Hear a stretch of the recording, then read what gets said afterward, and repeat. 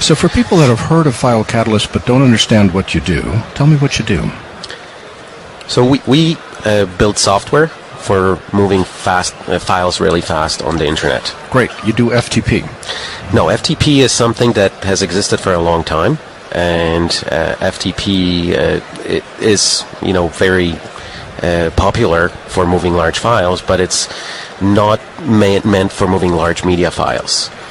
So what do you do instead? And why is FTP not a good idea for large files? So FTP has a few problems. First, the first issue with FTP is that if there is any delay or any problems on the network, FTP will slow down and will get the transmissions going very, very slow. So the further the 2 points that you need to send the files are, the slower FTP will be.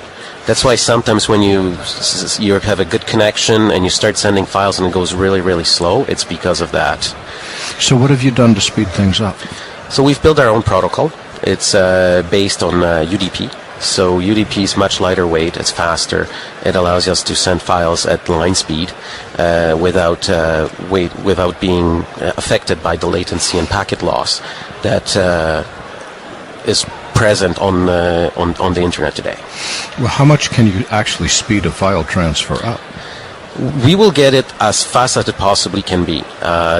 Of course, clearly your bandwidth, the amount of the bandwidth varies, but can it be with the same bandwidth? Is it 50% faster or twice as fast? It depends on the bandwidth and how far the two endpoints are. How come?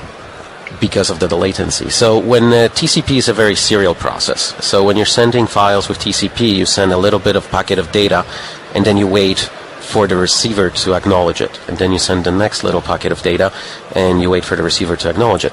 So there's a lot of dead air time, like where you're not using the line. With protocol like ours, however, we can maximize that by sending data constantly through the network. So that's how we can optimize it. So we there's no dead air. So if I use FileCatalyst, do I have to have FileCatalyst at both ends? Yes, you do.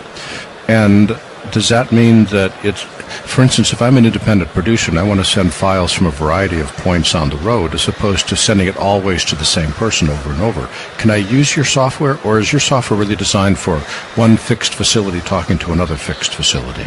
Well, that's the nice part about being a software, is that our software can be embedded into a web-based technology, for example, through a web browser, where as long as you have a web browser, internet connectivity, you can transfer files with acceleration.